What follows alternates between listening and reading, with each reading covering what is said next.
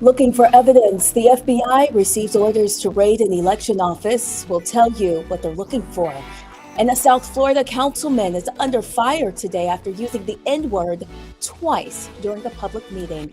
And later, a popular social media star is creating a family event that everyone can take part in. More of that to come.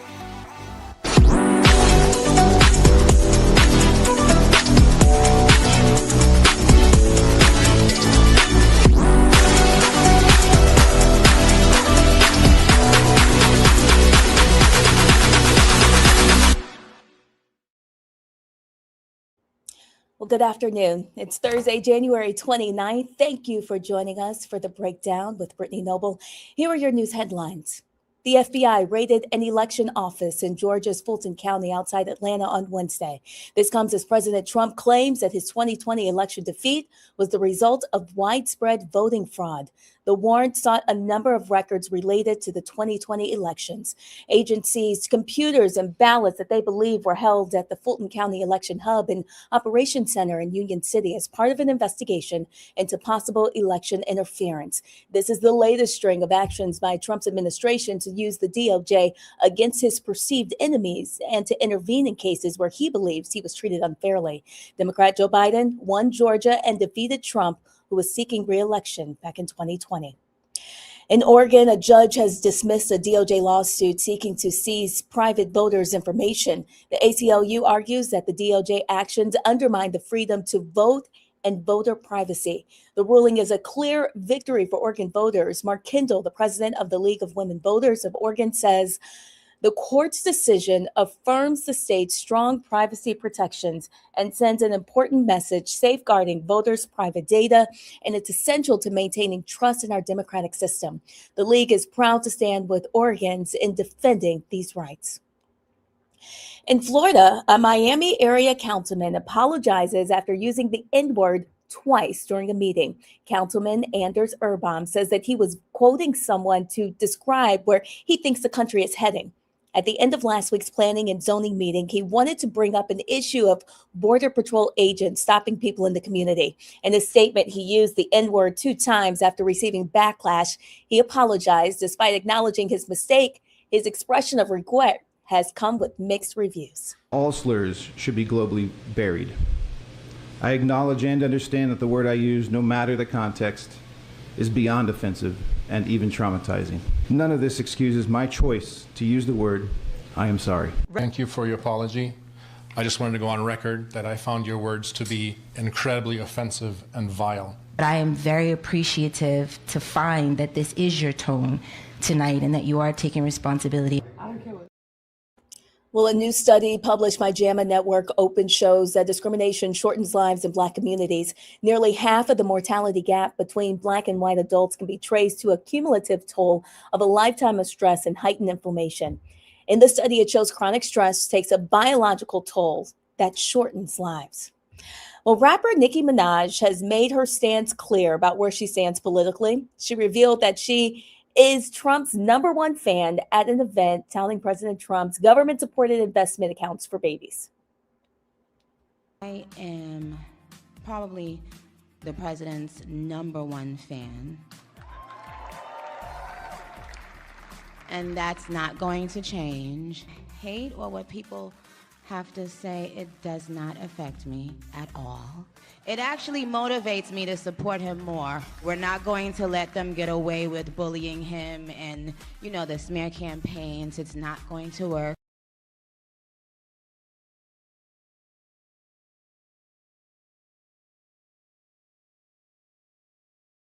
Movement as her rap career has faltered. Minaj first started turning heads when she spoke with Charlie Kirk's widow, Erica, at Turning Point USA's America Fest last month. And happening today, civil rights attorney Ben Crump says the family of Sonia Massey will speak to the media after former Sangamon County Deputy Sean Grayson is sentenced. Massey, a 36-year-old Black woman, was shot and killed inside her Springfield, Illinois home on July 6, 2024. That's after she called in 911 to report a possible prowler. Body camera footage showed the encounter escalated quickly inside her home before Grayson fired the fatal shot.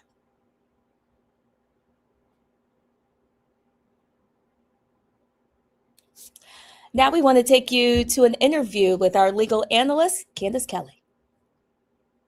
Well, I want to welcome legal analyst Candace Kelly onto the breakdown today. She is a Roland Martin Unfiltered commentator, and she's an educator, and she can walk us through some of the big court cases that we should keep our eyes on. Candace, thank you so much for joining us today. Absolutely. Good to see you and be here. So let's start off in Minnesota in this battle for evidence. What's going on with Border Patrol and this recent shooting that happened there? You know, the big deal here is a question of preserving the evidence, and that's what we're seeing in the courts. What we've seen is a court put a restraining order in place to say, look, ICE, you have to preserve the evidence. Do not do anything with it because this will probably go on. So that's one of the major things that we're seeing today. Of course, in the case of Alex Preddy and Renee Good, there are a lot of things that have to be preserved. And because ICE is separate from the police officers that work in the state of Minnesota, there's this real separation of who can do what for whom. So now the courts are jumping in and saying, look, we know that you, ICE, are not working with the police in Minnesota. However, the evidence that has been presented so far, you can't throw it away. You can't destroy it. You can't come to a final decision as to what happened. Everyone has seen those recordings, Brittany. There are a lot of questions. So on one hand, the courts are saying, preserve this evidence. A restraining order has been put in place. And we will hear more in terms of what will happen, because certainly the government, the Department of Justice is saying we don't need these temporary restraining orders. The other issue that is coming before the courts and that the courts have made a decision on is what are all of these ICE patrol agents doing in Minnesota in the first place? This is a lawsuit that was filed by Keith Ellison, and he's saying, look, why were you even here? There are thousands of you here compared to other jurisdictions where there have been ICE agents in smaller, in bigger areas where you've had fewer ICE agents. Are you here to punish us? So the judge in that case said, look, we want you to answer that. Government, answer. Why are you here? Give us your justification. So they are actually supposed to answer very soon, actually today, to determine whether or not, well, you know, these are the reasons why we're here. Now, certainly Keith Ellison and the state of Minnesota is saying that we think that you are punishing us because we are a sanctuary city. We think you are punishing us because now we've heard from Attorney General Bondi saying, listen, if you want all this stuff in Minnesota to go away, you can do a couple of things for us. You can release your welfare list. You can release your private voting list. You can do these things and we'll make all of this go away. So it's like they are holding hostage, this situation in Minnesota. Now there's new things on the table. And I think, Brittany, what we're going to see is so many more new things and demands on both sides. It's just very difficult to determine where we will end up. Well, we will have to watch that case and see what happens next. Let's take it down to Georgia and the Gullah Geechee community. What's happening there? They're fighting back. Yeah, they're fighting back. They fought back. This isn't 100% win. It's interesting because I went to Sapelo Island last year and took a look at the Geechee. It was really wonderful. The Gullah culture, and to see the place where the descendants of slaves from hundreds of years ago still live. There are about 50 people who live in this community on a full-time basis. Of course, there are other people who come in and out of the community, and that's what this case is all about. This has to do with protecting and preserving land and culture. What's going on is that there are ordinances in place in the Sapelo Island saying that you cannot build a house that's over 1,400 feet. Well, the island is beautiful. I mean, it really is. I don't know if you've ever been down there, but No. There are people who want to come in, of course, and build larger vacation homes that are 3,000 square feet. So these outsiders have been coming in and saying, I need a place to vacation with my family. this 1,400 square feet limitation that you have, it won't do. So they fought in order to get an ordinance in place to build bigger homes. Well, the community said no. They fought, first of all, to even be able to have a referendum, because the powers that be in Sapelo said, you know what, and in Georgia said that this isn't even allowed to be on a referendum. So they first fought to get it on a referendum. Then the vote just recently came in within the past few days, and the people who came out and voted said, no, we do not want these homes to be built bigger than 1,400 square feet. Why? You've got tax issues that come along with that. You've got people who come in and change the land, change the culture, change everything about what's going on and what has been preserved over hundreds of years. So this was really a win for them. There are some questions that still arise, Brittany, in and around the zoning ordinances and, you know, kind of what was old and what is now new. There's still a little combativeness, but one thing is for sure, that down there, those homes, they will not be built larger than 1,400 square feet. It also is a matter of gentrification. We know that's happening across the country. And if they had lost this vote, they literally have been inviting gentrification to come in and take place.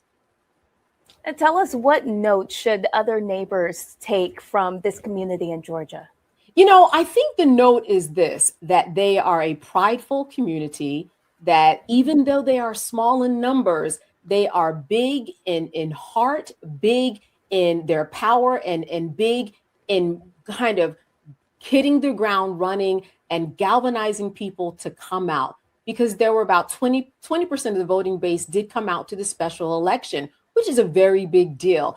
Small in numbers, but big in their power. And they were relentless. They got help. They got attorneys that were able to help them from different parts of the country in order to make this happen. They fought along the way too. You know, one of the things that came up was that during this process, when there was the opportunity for the community to be heard, you know, they were told that they couldn't record it. They were told that, you know, the meetings would happen at a certain time, which were outside of the times where lots of people could come. They fought all of that. The message is they might be a small number, but they sure are mighty powerful and force not to be messed with. Well, we see them. We surely do. Okay. So let's switch gears a little bit. Let's talk about social media. It seems like TikTok has agreed to settle a social media suit involving addiction. Yeah, you know, this is such an interesting thing. I don't know how much you scroll, but I have found myself online, you know, and I teach students and they tell me that they spend 8 hours online and they spend eight hours, you know, on their phones. And I have found myself on there for some very long times too. So this actually is a product liability question. The people that have been sued, TikTok, Snap, Meta, and YouTube. Now, TikTok and Snap, they actually settled this case with a person by the name of KGM, all right? A young woman who's 20 years old. We don't know her name for obvious purposes. But that being said, she sued all four of these entities. And what she said was, there's really a product liability case. There's a product issue with your product, in that it was a reckless process in the way that you came together to put your product, knowing that the algorithms, that the automatic push feeds would cause her to have an addiction and essentially feel bad about herself, how she looked, have suicide ideations, feel bad about her body dysmorphia, in effect causing mental illness. So she and her mother sued all four of these entities saying that this is your fault. And as it turns out, they were going to go to court just this week. Now, two of them settled, as you said. Snap settled, as well as TikTok settled. Undisclosed settlement. I'm sure that it was not small, because Brittany, one thing people should understand about settlements is that settlements make both sides happy. So I'm sure that both sides walked away with a very decent number for their pockets. But at the end of the day, you have the other two. You have Meta and you have YouTube. Those cases are going to continue. And in fact, they are in the middle of jury selection as we speak. So we are not going to see this case disappear, but we are going to hear more from their, you know, thousands of other cases that are just like this one. This is just the first one that is actually getting attention. I also want to add, Brittany, that we're not just talking about people who are plaintiffs. We're talking about school boards that are plaintiffs, because these school boards are saying that now we're dealing with so many mental health issues because of your SNAP, your algorithm, your automatic feeds, and they are now plaintiffs in this case. So there's a lot more to be seen. And I'm sure that you can understand, right? I can imagine that, it kind of is addictive. You get on there and it absolutely is addictive. It is very addictive. One of the other interesting points that was brought up is that the defense in this is saying, well, how do we know it was the algorithms in and of itself? Maybe it's the actual material that is making people kind of addictive. I do not think that's a very good argument. I mean, once you are on your cell phone and you look at one feed and you start liking, a little mother with her little babies or talking babies, that is what you're seeing. It messes the algorithm all the way up. Huh? All the way up, right? The algorithm is there's a tyranny in the algorithm for real. So we will see more of these cases. This is the first of hundreds and hundreds to come. Well, you will certainly have to keep us updated on the breakdown, Candace. I have one more case for you to break down for us, if you don't mind. It's about a nurse practitioner in Texas accused of mailing abortion pills. Yeah, here's the takeaway from this case. 2 words: shield law. These laws have been put in place for people like this woman who was sued out of Delaware. She's a nurse practitioner. What she's been doing is she has been sending and selling abortion pills and drugs across state lines into states where abortions have been banished and are no longer legal. Well, here you have the Attorney General of Texas suing her. This is not the first person that he has sued, saying, you know what? What you're doing is illegal. You cannot send these abortion pills into our state. And because of that, we are coming after you.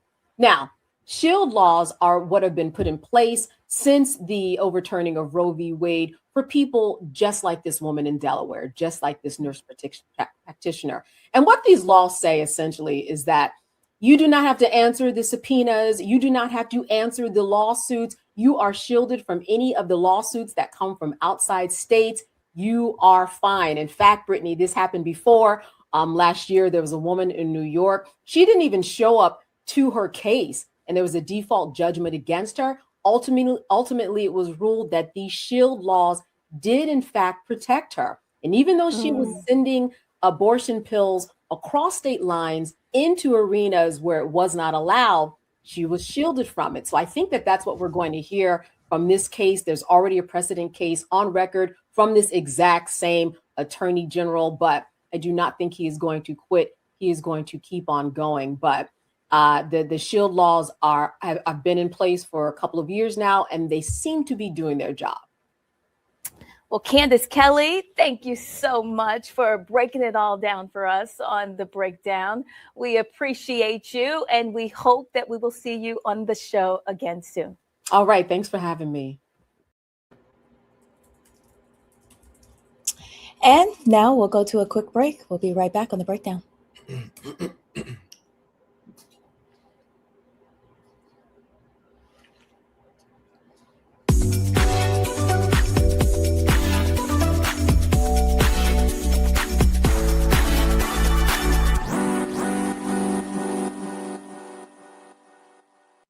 If in this country right now, you have people get up in the morning and the only thing they can think about is how many people they can hurt, and they got the power, that's the time for mourning.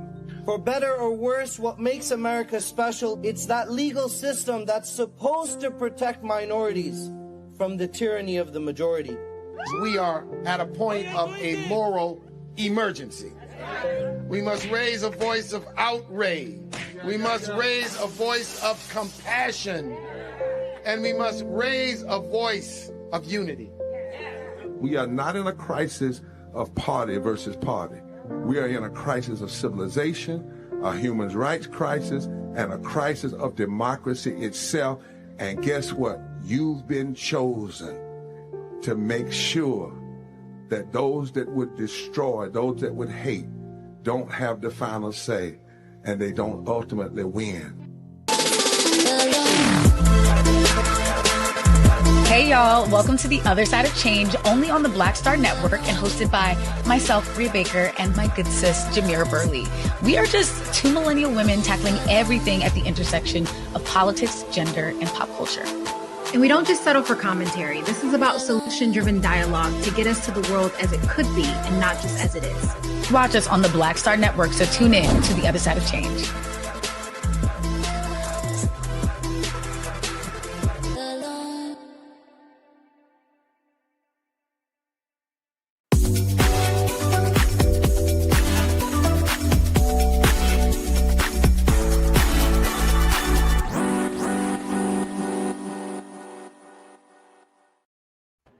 Welcome back to The Breakdown. Joining us now is Delano Massey of Axios. He's been digging into growing warnings from civil rights leaders about where the country is headed.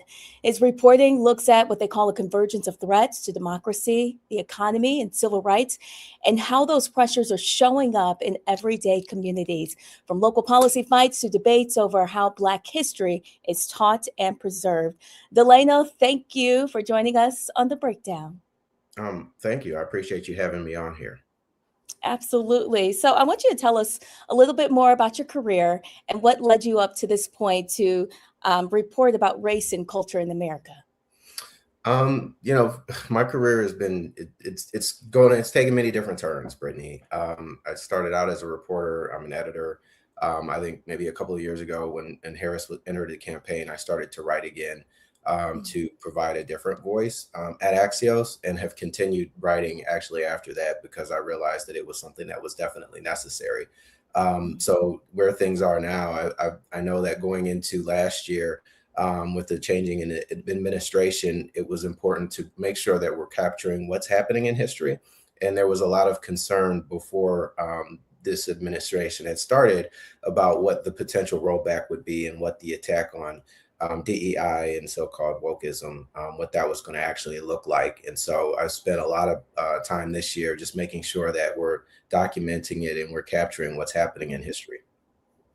I know in one of your recent articles, the leaders warn of authoritarian threat. You talk about civil rights leaders saying that the country isn't facing a single crisis, but a convergence of legal, economic, and democratic threats. Yeah. So the Urban League Roundtable was last week in Washington, D.C. They started it last year, shortly after they started to organize shortly after the election. And Mark Mariel basically asked a lot of different people to come to the table, different stakeholders, white, Black, Hispanic, men, women, LGBTQ+. Like there were people who were stakeholders that were going to be affected by some of the policies that were going to change. That conversation last year involved about 18 organizations. Last week, 31 people were there from different vantage points.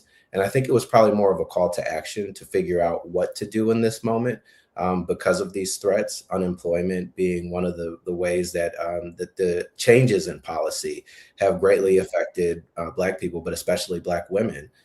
We talk a lot about the 300,000 Black women, but we know that that number is probably much, much higher than that, potentially double, if not higher than that. So I think there's a lot of concern about, the erasure of history. And just last week, we saw them removing some of the placards that mentioned slavery just outside the National Park Museum in Philadelphia.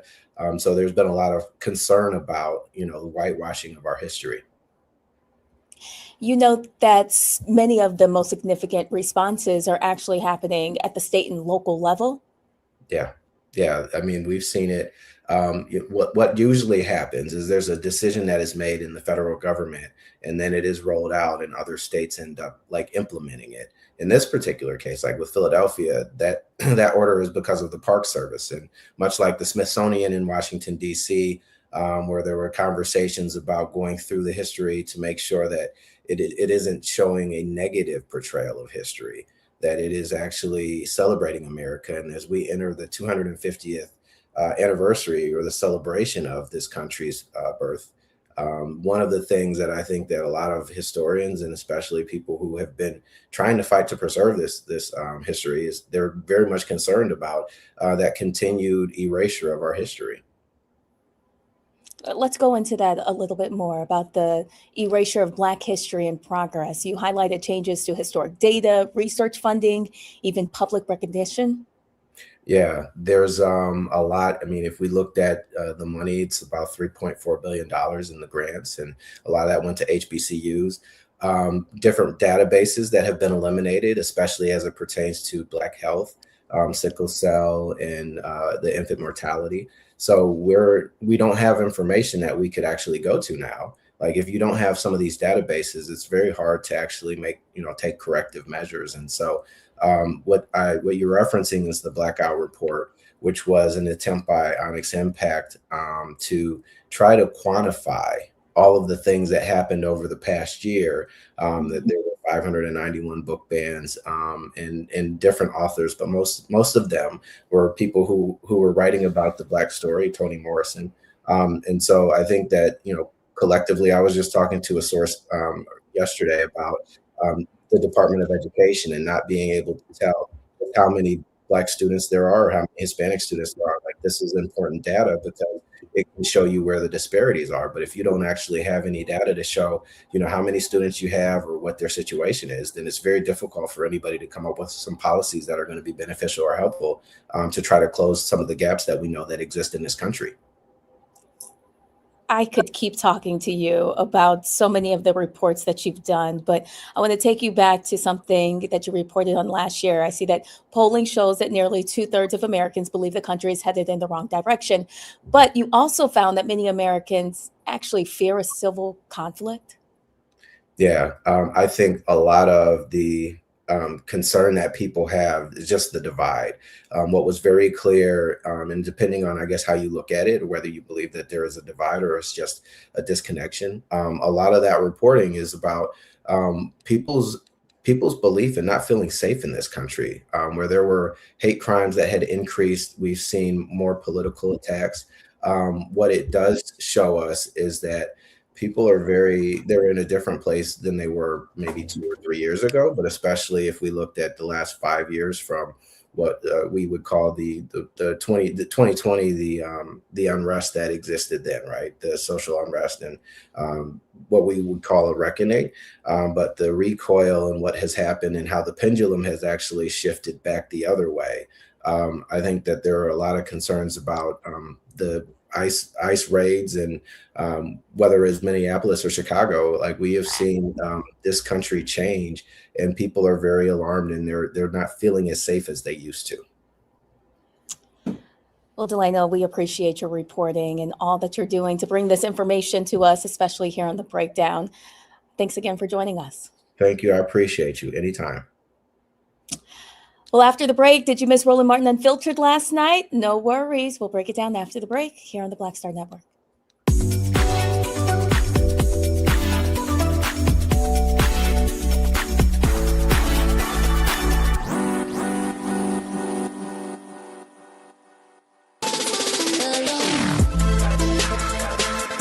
Hey y'all, welcome to The Other Side of Change, only on the Black Star Network and hosted by myself, Bria Baker, and my good sis, Jamira Burley. We are just two millennial women tackling everything at the intersection of politics, gender, and pop culture. And we don't just settle for commentary. This is about solution-driven dialogue to get us to the world as it could be and not just as it is. Watch us on the Black Star Network, so tune in to The Other Side of Change.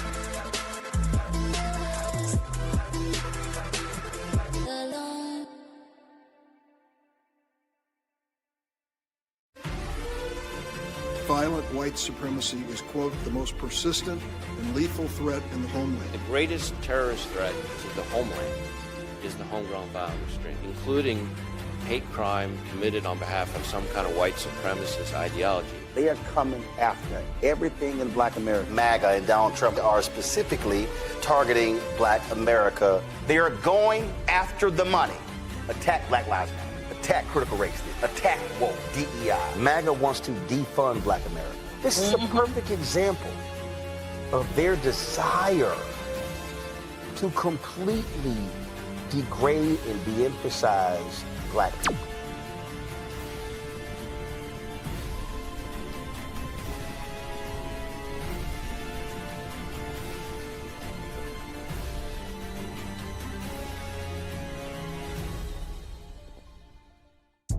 Hi, I'm Swing Cash, Basketball Hall of Famer, and you're watching Black Star Network.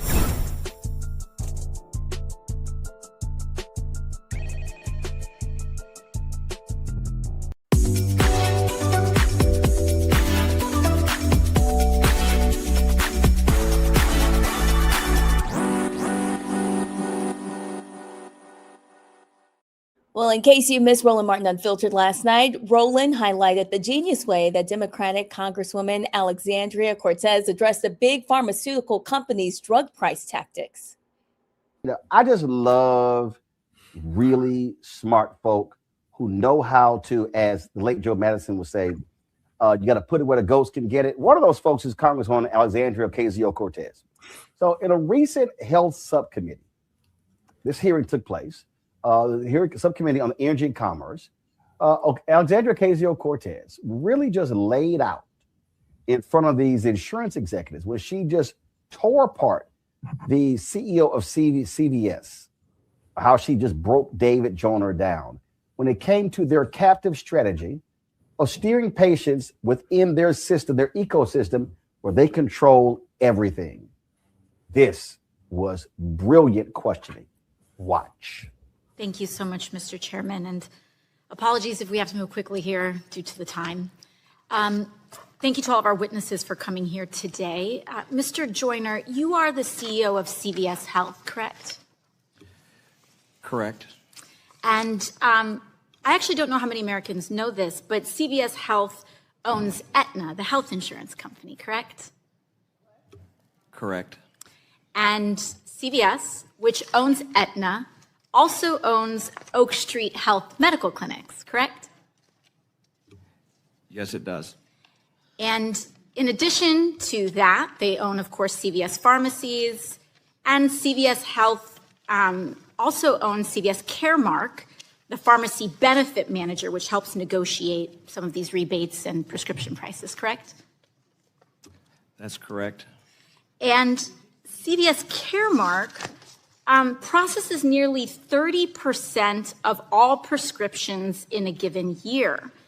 And so, in other words, CVS Caremark helps determine the prices that patients pay for a third of all prescriptions in the U.S. In fact, I was following one of CVS's investor calls where they really laid out quite clearly what this means if you are a patient. This is what's known as a captive strategy. And CVS, in the investor call, used the example themselves of a patient known as Kate. Kate has an Aetna health insurance plan right here, and which is owned by CVS Health. She then goes to a CVS pharmacy. She's connected to an Oak Street Health medical clinic. She sees a doctor at Oak Street Health who prescribes her medication. And then she goes to fill that prescription at a CVS pharmacy. So the price Kate pays for that medication is dictated by Aetna, CVS Caremark, and they also own the drug manufacturer Cordavis. Mr. Joyner, this is quite a bit of market concentration. Wouldn't you agree? No, I wouldn't agree that it's market concentration. I would suggest it's a model that works really well for the consumer. Yeah, I think it works very well for CVS. I think, in fact, you all said on the call that you all call it a fully engaged member. It's great marketing there. Fully engaged member unlocks sizable value for payers and CVS Health. So the health insurance gets a cut, the pharmacy benefit manager gets a cut, the drug manufacturer gets a cut, and the patient gets screwed. I think the Federal Trade Commission has also found that healthcare conglomerates like CVS Health charge more for medications filled at their pharmacies. We're talking about 1,000% markups on medications for cancer and HIV. And, I think this is actually an interesting point of common ground that I may have with some of our Republican colleagues here in this hearing. Because whether you're a blue-blooded capitalist or a card-carrying democratic socialist, I think corporate monopolies are a problem. And this vertical integration is destroying people's ability to access care.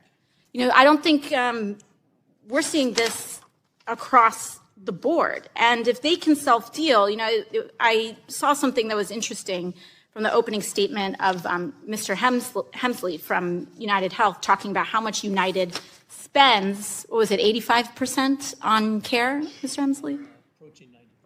Approaching 90%. But the ACA forces you all to spend a decent amount of that on subsidies on care. But when you own the care, when the insurer owns the pharmacy, owns the PBM, owns the drug manufacturer, you also own the healthcare cost. You own a big chunk of the healthcare cost.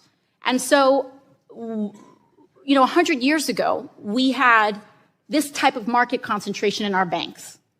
And we did something about it when it crashed the economy. And we passed the Glass-Steagall Act. We should be considering that in our healthcare system. And if we believe in competition, I think we should put our votes and our legislation in alignment with that and consider breaking up this industry in order to allow the competition that prevents this kind of vertical integration and abuse of power. And with that, I yield back. I remember being in Brussels and they were shaking. Woo! That's how you light that ass up. And that's how you break this stuff down. Cody, a lot of people, it amazes me when I see these people, they go, oh, these I see these hearings and these things serve no purpose. Well, the reality is when you're in the minority, listen, the hearings are there for you to actually question folks, to shine a light on what's going on. And I've covered, I mean, we've covered a lot of these different hearings, and it's stuff that needs to come out. Well, you can't, if you say, well, how are we going to get it out? Where else are you going to do it? I mean, everything is not going to be done with news coverage. So these hearings serve an important purpose to be able to question and challenge corporate leaders and political leaders as well. Yeah, absolutely. I agree. And there's no secret that insurance companies, pharmaceutical companies, they're all finding ways to monopolize the healthcare industry. And CVS obviously seems to be no different. But I want to remind people that just last year, a few months ago, several drug companies made deals with the Trump administration to lower prices. And this month, in the month of January, when prices usually jump up, several of those companies increased their prices anyway, despite the deal that they made with the Trump administration. So one, that really shouldn't be a surprise, but it's time for Congress to enact against these corporations. There are monopoly laws in place, but there have been regulations that have put in place to weaken those laws. And we also know that some of our federal government officials, their campaigns have been funded by some of these corporations. And so I like to think that I'm well read and I know some of the things that are going on.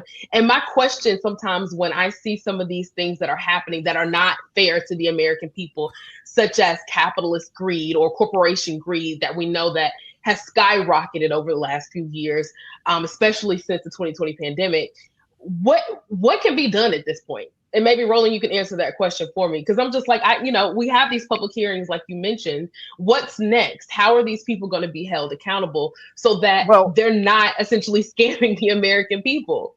Well, to your particular point, this was an NPR story right here from a couple of weeks ago, and this drug price research firm called 46 Brooklyn reported that drug companies, including the 16 that made deals, raised the prices of 872 brand name drugs in the first 2 weeks of 2026. Listen, the only way this thing happens is through politics.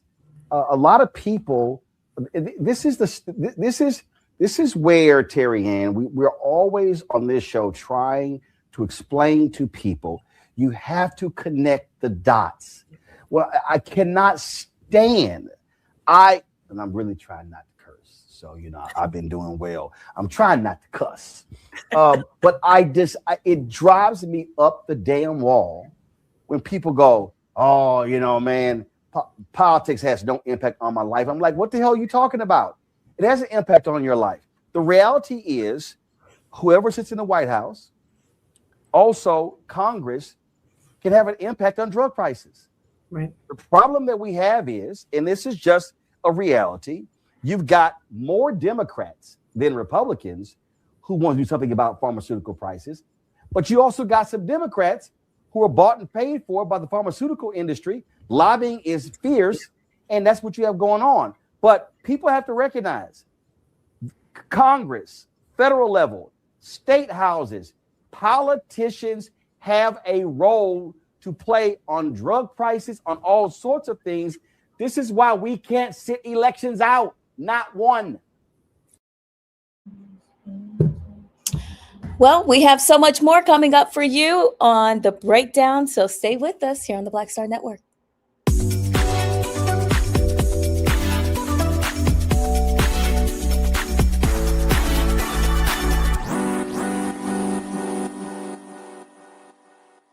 If in this country right now, you have people get up in the morning and the only thing they can think about is how many people they can hurt, and they got the power, that's the time for mourning. For better or worse, what makes America special, it's that legal system that's supposed to protect minorities from the tyranny of the majority. We are at a point of a moral emergency. We must raise a voice of outrage.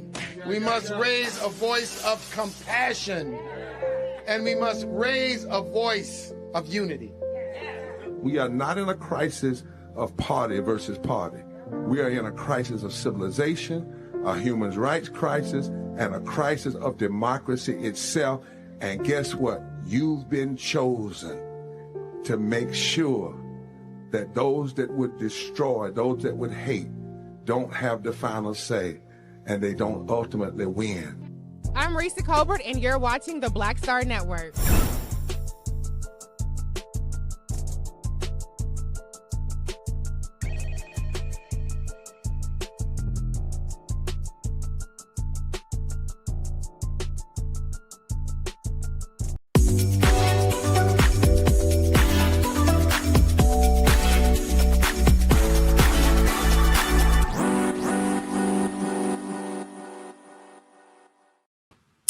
Well, on the Noble Spotlight, we're highlighting change makers who are reshaping how we see our communities and our history. Joining us today is Samson Livingston, the founder of Through Two Eyes and creator of the Walk and Talk Tours.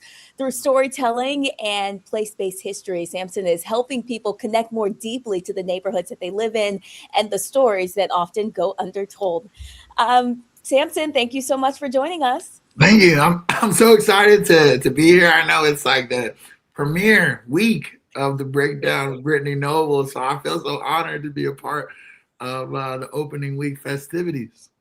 Thank you. Yes, we had to speak with you because you are doing great work in the community, Indianapolis, and really, I know you're growing. So tell us a little bit more about the Walk and Talk Tours and how you even got started doing this. Yeah, when the pandemic was going on and we had all of the Black Lives Matter protests, and rightfully so, the unrest, I wanted to do something to kind of bring attention to that, but also talk about how we got to this point in time. So when I was 25 years old, I did my first walking history tour in Indianapolis. I've always loved history. It was just amazing to see how much Indianapolis connected with the history that I was sharing. You know, I had thought that like maybe people would be apprehensive or push back, but like these are facts that I'm sharing. And I want to just echo some of Delano's points, who was speaking earlier, that a lot of this history is being erased and it's intentionally hidden from you. And a lot of times people are actually excited to learn something that has been hidden from them, that tells them about themselves, but also tells them about the city in which they live. And so it's been an amazing thing, and I love doing it. Tell us about where some of your tours are located and what kind of things that you teach people about when they're on your Walk and Talk tours. Yeah, so in Indianapolis, we have a beautiful Black history. And a lot of that is around Indiana Avenue. Okay, and Indiana Avenue was the epicenter of Black history and culture and creativity here in our city. And it was all over the place. But I have this mural that I had an artist come paint in my house. So this is not an AI backdrop. This is real. This is real art on here. That's Walker Theater in Indianapolis, named after the world famous entrepreneur, Madam C.J. Walker. And she set up here and really built her business. And all around there, all around that area, before she got there, after she left, was this thriving Black community. And so that's my favorite area to talk about. But we truly talk about Indiana history. We're just going to make sure we don't leave out the Black people that had a lot of contributions to it. Tell us about the people that go along the walk and talks with you. Like, is this life-changing to them? You know, does it change the way that they see their own neighborhoods and understand our history? Absolutely. It's very eye-opening for people, and sometimes I'm just filling in gaps. Also, sometimes people are telling me things that they've learned. You know, we take church groups, we take field trips, we take all types of corporate outings and things like that. And so one thing that's cool that I think about when it comes to the kids, I love working with kids, is that when I grew up in Indianapolis, I didn't know about this tour guide that loved history and was passionate about showcasing the stories of Black people and just all other Hoosiers. I didn't know that existed. I didn't know what that would look like, but I would have loved it as a kid. And now there's kids in Indianapolis that grow up knowing that I exist, and they can go take that into whatever aspect of their life that they want to, but they know I'm here, I'm passionate, and I care. I think it's important to show not only kids, but adults too. Like, if you really care about something, it just seeps into you. So often people ask me, how do you know all this stuff? How do you remember all this stuff? Because I care, you know, and I think that's important. You know, you're not just on Indiana Avenue. You are all over. Tell us about some of the big events that you've been able to partner up with and how you've been able to bring history to that.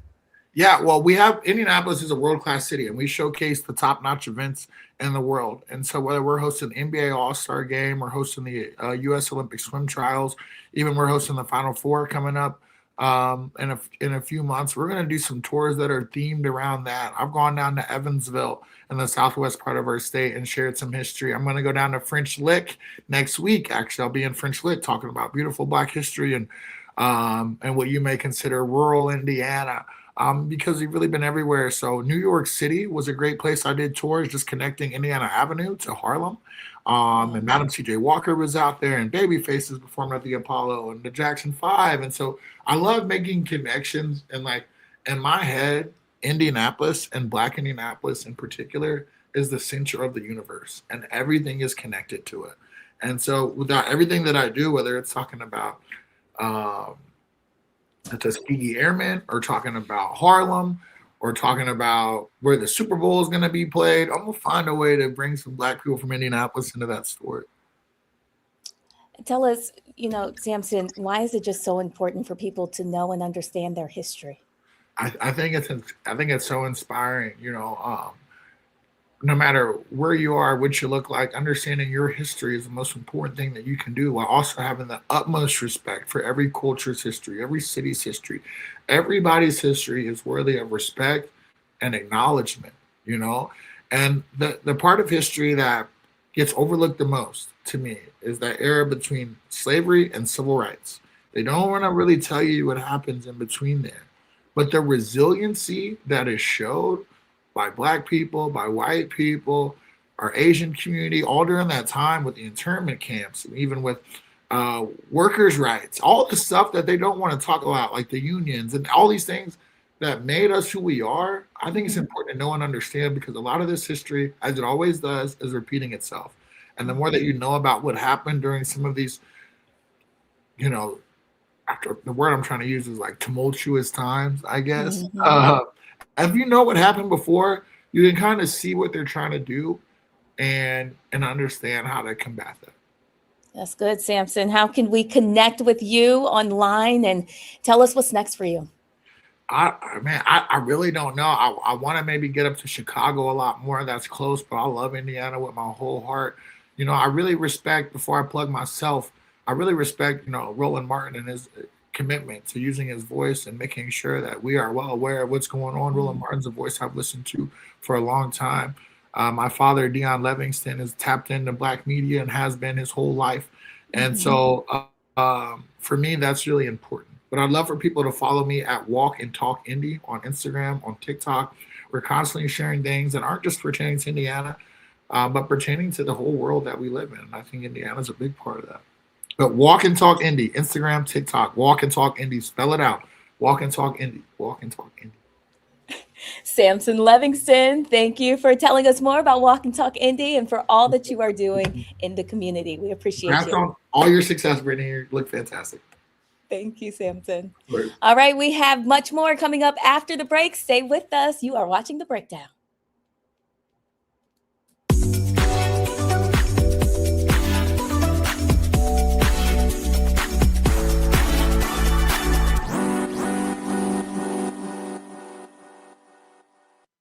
If in this country right now, you have people get up in the morning and the only thing they can think about is how many people they can hurt, and they got the power, that's the time for mourning. For better or worse, what makes America special, it's that legal system that's supposed to protect minorities from the tyranny of the majority. We are at a point of a moral emergency. We must raise a voice of outrage. We must raise a voice of compassion. And we must raise a voice of unity. We are not in a crisis of party versus party. We are in a crisis of civilization, a human rights crisis, and a crisis of democracy itself. And guess what? You've been chosen to make sure that those that would destroy, those that would hate, don't have the final say, and they don't ultimately win. Hey y'all, welcome to The Other Side of Change, only on the Black Star Network and hosted by myself, Bria Baker, and my good sis, Jamira Burley. We are just two millennial women tackling everything at the intersection of politics, gender, and pop culture. And we don't just settle for commentary. This is about solution-driven dialogue to get us to the world as it could be and not just as it is. Watch us on the Black Star Network, so tune in to The Other Side of Change.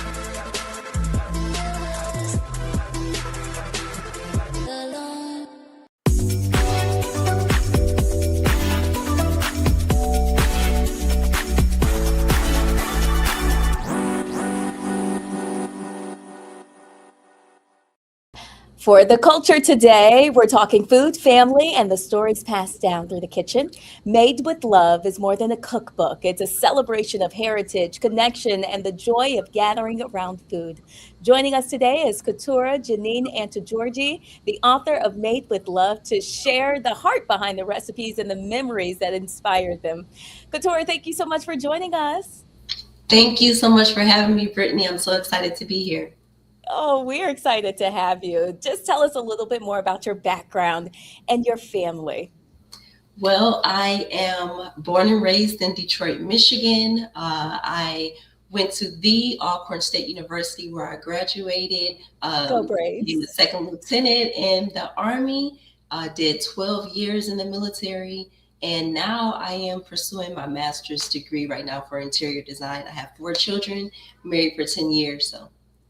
A beautiful family indeed you have. Tell us a little bit more about how you're bringing everyone into the kitchen. Well, I have a love for cooking. It's always been a passion of mine. My family is deeply rooted in Mississippi, Alabama, and my mother is also a vegan. So you mix those, country roots with a little bit of healthy eating, and that's kind of where I come into play. And just being in the kitchen brings me so much joy. With having children, a lot of times they want to help out, right? And so they're like, can I help with this or can I help with that? What can I do, right? And so I wanted to make this book to kind of shed light on how we can integrate our children into the kitchen, how we can show them now what it is that they can do. So that way, when they get older, they know the things that they can do in the kitchen and cook and learn and have a great time with us. Couture, that is good. Tell us about some of the food that brings you guys together. What's some of the dishes that you guys love to cook together? Oh my goodness. We have breakfast. The kids love buttermilk pancakes, French toast. One of their favorites right now is a Dutch baby. It can be made in a cast iron skillet. You pop it in the oven and it's ready in less than 20 minutes. In this book in particular, I have lunch, snacks, desserts, soups, even drinks and beverages. So it's really exciting. Okay. Was there a moment when you realized that I've got to write this book? I got to get this on paper? Yeah, well, there's a lot of things that I was sharing on social media, and I think it was a lot of people asking, one, for recipes, but then when they saw the kids in the kitchen, they wanted to know, how is it that you have the patience to have them with you? And so I wanted to write this book to really cultivate family time, to really show how at first it may be a strong learning curve to bring them in, but what you will really find is how to integrate them safely into the kitchen, around the sharp knives, around the hot stove, but then also to create those memories with them. And as they get older, you know, they learn these things, right? And so they're able to do a lot of things on their own. And so you're teaching them now while they're young, and it'll pay off in the end. Well, I see you in the kitchen right now. What's on your heart today? What are you guys going to make for dinner? Well, right now we have this cold front coming. So I am going to probably cook up some beef stew tonight. We just finished our chicken noodle soup, and I know it's cold all across the country right now. So within this book, again, I have something called Broth of Life. That's a chapter where you can find all kind of great and delicious soups and stews to warm your stomachs. Ooh, that sounds fantastic, Katura. Well done. Tell us a little bit more about where we can find your book and how we can support you. Well, you can follow me on Instagram at Katura_Janine. And if you go on Amazon right now, you can type in Made with Love Cookbook Katura, and it'll pop up right there. So it'll just be exciting just to be able to have this book into your home and just invite us in. To be able to bring your family along. And even if you don't have children, if you know someone who has children, this would be a great book to learn how to bring the family together at dinner time. Oh, that is great. Katura, Made with Love, thank you so much for joining us and telling us more about your cookbook. Thank you so much for having me. I appreciate it. Absolutely. Well, folks, be sure to join us here on the Black Star Network tonight for Roland Martin Unfiltered. That show is at 6 p.m. Eastern, and you can catch up on everything that is going on. I want to thank you for just staying with us for the breakdown today at noon. I'm your host, Brittany Noble. We'll be back again tomorrow. Please find me on social media at The Noble Journalist. Have a great day.